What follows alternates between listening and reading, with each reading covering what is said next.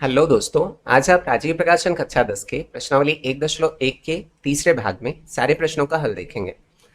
तो 14वां प्रश्न है, अंकगणित की आधारभूत प्रमेय का प्रयोग करके 120 और 144 का लस और मस ज्ञात कीजिए। अब आधारभूत प्रमेय के बारे में मैंने इसी प्रश्नावली के प्रश्न संख्या 9 में बताया हुआ है। तो इसका प्रीवियस पार्ट जो है उसका 9वां प्रश्न आप लोग देख लीजिएगा। यहाँ भी मैं आप लोगों को समझा देता हूँ कि आधारभूत प्रमेय क्या होता है अंकगणित का। ठीक है, तो किसी भी संख्या का अगर हम अभाज्य गुणनखंड निकालते हैं तो उन्हें किसी भी क्रम में हम रख लें, वो हमेशा अद्वितीय होते हैं। ठीक है, उसके अलावा मतलब जो भी अभाज्य गुणनखंड हमें प्राप्त होता है उसके अलावा और कुछ अलग नहीं प्राप्त होगा। अब ये किस प्रकार से होता है, चलिए यहाँ देख लेते हैं। 120 का मैं अभाज्य गुणनखंड करता हूँ, तो सबसे पहले हम क्या करते हैं कि सबसे छोटी जो अभाज्य संख्या होती है उसी से डिवाइड करने की कोशिश करते हैं। तो ये 2 से डिविजिबल है तो 2 से काटते हैं। 60 टाइम जाएगा, फिर 30 टाइम जाएगा, फिर 15 टाइम जाएगा। अब 15 जो है 3 के पहाड़े में आता है, 3 पचे 15, फिर 5 एकम 5।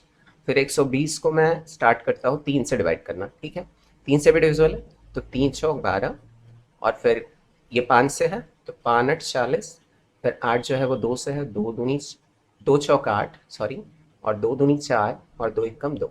और फिर 120 को मैं 5 से डिवाइड करना शुरू करूँ तो 5 5 दूनी 10, 5 चौक 20। अब ये 3 से डिविजिबल है, 3 8 24, और फिर ये 2 से है तो 2 चौक 8, 2 दूनी 4, और फिर 2 एकम 2। इतना हो गया। अब देखिए यहाँ जो हम लिखना चाहें इसके अभाज्य गुणनखंड, तो यहाँ प्राप्त हो रहा है 2 गुणित 2 गुणित 2 गुणित 3 गुणित 5, और इसी प्रकार यहाँ प्राप्त हो रहा है 3 गुणित 5 गुणित 2 गुणित 2 गुणित 2, और यहाँ पर प्राप्त हो रहा है 5 गुणित 3 गुणित 2 गुणित 2 गुणित 2। अब इन तीनों अभाज्य गुणनखंडों में मैं देखना चाहूँ, यहाँ 2 जो है वो 3 ही बार आया है ना, और 3 जो है वो 1 ही बार आया है, और 5 जो है वो 1 ही बार आया है। तो किसी भी क्रम में हम इन्हें रख लें तो ये हमेशा क्या होंगे, अद्वितीय ही होंगे। इनमें कोई चेंजेस नहीं हो सकते हैं। तो इसी को क्या कहा जाता है, अंकगणित का आधारभूत प्रमेय कहा जाता है। तो इसी की सहायता से हमें इसे किसी भी क्रम में लेकर इनका लस और मस ज्ञात कर लेना है। ठीक है, तो हम चलिए इसे यहाँ 120 का तो निकाल चुका हूँ, 144 का भी अभाज्य गुणनखंड निकाल लेता हूँ। ठीक है, तो ये है 120 का अभाज्य गुणनखंड, और फिर 144 का अगर निकालूं तो चलिए इसे किसी और क्रम में निकाल लेते हैं, कोई प्रॉब्लम नहीं है। तो ये चेक करते हैं पहले 3 से डिविजिबल है कि नहीं। तो 3 के टेबल में आने के लिए मैं डिविजिबिलिटी के लिए बता चुका हूँ आप लोगों को कि एक वीडियो मैंने अपलोड किया हुआ है, वहाँ पर आप देख सकते हैं 2 3 4 5 से कौन कौन सी संख्या कैसे विभाज्य होती हैं, कैसे पता करेंगे हम इसके बारे में। तो उसका लिंक जो है प्रीवियस वाले वीडियो के डिस्क्रिप्शन में मैंने डाला हुआ है, और इसके भी डिस्क्रिप्शन में डाल दूंगा, वहाँ से भी आप देख सकते हैं। तो सबसे पहले 3 से इसे हमें 3 से ही डिवाइड करना है, इसे 2 से भी कर सकते हैं लेकिन मैं क्रम चेंज कर रहा हूँ। तो चेक करेंगे, 4 सबको जोड़ लेंगे अलग अलग, तो 1 और 4 जोड़ के 5, 5 और 4 जोड़ के 9। तो 9 3 के टेबल में आता है, बिल्कुल आता है, तो इसलिए 3 से डिविजिबल है। 3 चौक 12, 3 8 24। फिर ये भी डिविजिबल है कि नहीं, 4 और 8 को जोड़ेंगे 12, 12 3 के पहाड़े में आता है तो 3 से डिविजिबल है। फिर 3 एकम 3, तिरछा 18। अब 16 जो है वो 3 से डिविजिबल नहीं है, 6 और 1 जोड़ेंगे तो 7 आएगा, 7 3 के टेबल में नहीं आता है तो ये 2 से डिविजिबल है। तो 2 8 16, फिर 2 चौक 8, 2 दूनी 4, और 2 एकम 2। अब यहाँ पर चलिए क्रम चेंज करके लिख लेता हूँ मैं, 144। ठीक है, बराबर 3 गुणित 3 गुणित 2 गुणित 2 गुणित 2 गुणित 2। 4 बार 2 है और 3 बार 3 जो है वो 2 बार है। तो हमें क्या करना है, सबसे पहले ल स निकालना है। तो ल स संख्याओं 120 और 144 का।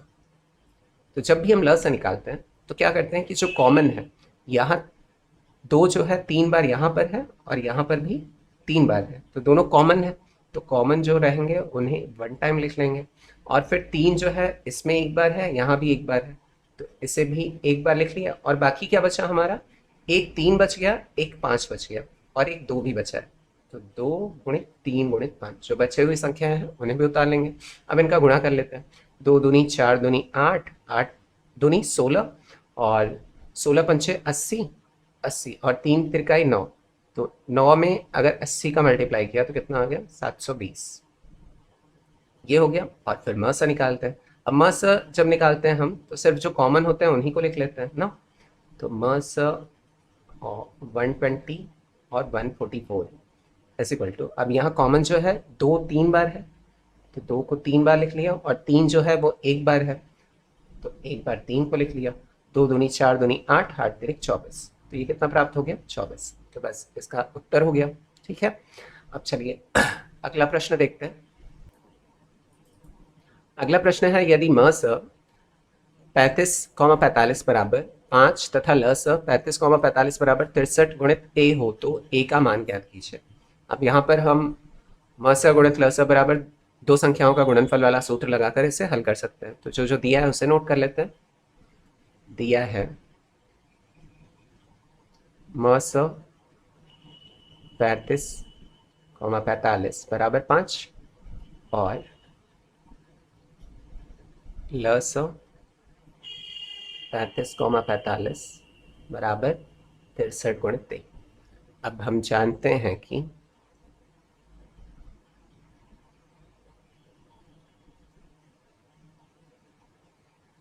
म स गुणित ल स बराबर दो संख्याओं का गुणनफल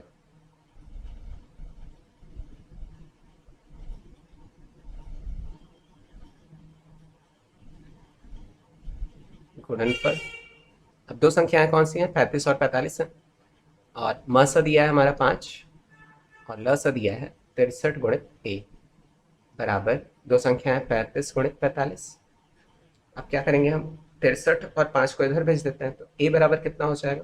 35 गुणित 45, ये बटे में हो जाएगा 5 गुणित 63। अब जो जो कटेगा काट लेंगे हम। तो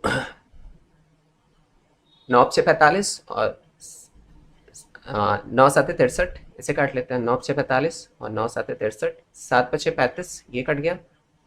5 से 5 डिवाइड हो गया, सिर्फ बचा क्या? 5। तो ए बराबर कितना मिल गया हमें? 5। यही याद करना था हमें। इतना सिंपल है क्वेश्चन। अब चलिए अगला प्रश्न देख लेते हैं। 16वां प्रश्न है, यदि संख्याओं a और b का म स 12 है और इन संख्याओं का गुणनफल 36 है, तब इन संख्याओं का ल स क्या है? तो वही सूत्र लगाना है हमें। म स गुणित ल स बराबर दोनों संख्याओं का गुणनफल। तो यहाँ पर a और b एक संख्या है, उनका म स 12 है और इन दोनों को जब मल्टीप्लाई कर रहे हैं तो क्या आ रहा है? 3600 आ रहा है। तो जो जो दिया है उसे नोट कर लेते हैं। दिया है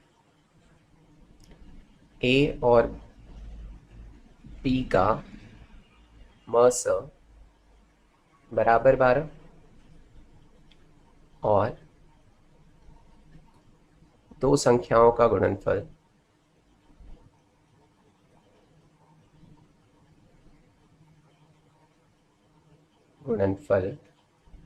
बराबर 3600। अब म स गुणित ल स बराबर दो संख्याओं का गुणन वाला फॉर्मूला लगा लेंगे। दो संख्याओं का गुणनफल। तो यहाँ म स दिया हुआ है 12, ल स हमें ज्ञात करना है और दोनों संख्याओं का गुणनफल है 3600। तो ल स बराबर कितना हो जाएगा? 12 को इधर डिवाइड में भेज देंगे तो 3600 बटा 12। तो 12 तिहाई 36, क्या मिल गया? 300। तो इसका उत्तर कितना आ गया? ल स बराबर 300। ये फाइनल आंसर हो गया। अब चलिए अगला प्रश्न देख लेते हैं। 17वां और आज का आखिरी प्रश्न है, निम्नलिखित गुणनखंड वृक्ष को पूर्ण कीजिए तथा एक्स वाई तथा जेड के मान ज्ञात कीजिए। अब गुणनखंड वृक्ष का प्रयोग हम अभाज्य गुणनखंड प्राप्त करने के लिए ही करते हैं, एक विधि है। ठीक है, इसके बारे में अगर और जानना है आपको तो आप अरिहंत प्रकाशन के क्लास 10th के प्लेलिस्ट में से प्रश्नावली 1.1 देख लीजिएगा, वहां से इसका कॉन्सेप्ट क्लियर हो जाएगा। अब x जो है वो इन दोनों का मल्टीप्लिकेशन है, इसी प्रकार y जो है वो इन दोनों का मल्टीप्लिकेशन है, और इसी प्रकार यहाँ पर अगर z निकालना चाहो तो z multiply by 7 is equal to ये आना चाहिए। तो इसी की सहायता से हम प्राप्त करेंगे मान जो भी निकालेंगे x y z के। तो यहाँ पर सबसे पहले अगर x का मान निकालना चाहें तो ज्ञात नहीं हो सकता है, क्योंकि इन दोनों का मल्टीप्लिकेशन करूंगा तो x आ जाएगा। तो x और y दो इसमें चर प्राप्त होंगे, तो ज्ञात तो हो नहीं सकता है। तो सबसे पहले हम मान ज्ञात करते हैं y का। तो y is equal to 3 multiply by 1855 कर लेंगे। तो हल करेंगे इसे तो y बराबर क्या हो जाएगा? 3 गुणित 1855। तो y बराबर क्या मिल जाएगा, इन दोनों का अगर मल्टीप्लिकेशन किया तो यहाँ पर मिलेगा हमें 5565। अब फिर y का मान प्राप्त हो गया तो x का मान प्राप्त कर सकते हैं। तो x बराबर क्या हो जाएगा, 2 गुणित 5565। तो x बराबर 2 का गुणा अगर 5565 में किया तो यहाँ से मिल जाएगा हमें 11130। अब फिर लास्ट में बचा है z का मान। तो z multiply by 7 is equal to इतना होना चाहिए ना, या 371 बराबर क्या लिख सकते हैं, 7 गुणित z। तो z को यहीं रहने देते हैं, 7 को इधर भेज देते हैं। तो z बराबर 371, ये गुणा में है, इधर इधर आकर क्या हो जाएगा, भाग में। तो 7 से अगर इसे भाग देंगे तो 7 बचे 35, 5 बार कटेगा और 2 आगे कैरी हुआ, तो 7 तेरे 21 कट गया पूरा, 53 आ गया। तो z बराबर क्या मिल गया, 53। तो ये 1.1 के सारे प्रश्नों को हमने हल कर लिया। तो 1.2 जो है उसके जो क्वेश्चंस है उन्हें मैं अरिहंत प्रकाशन में भी सॉल्व करा चुका हूँ।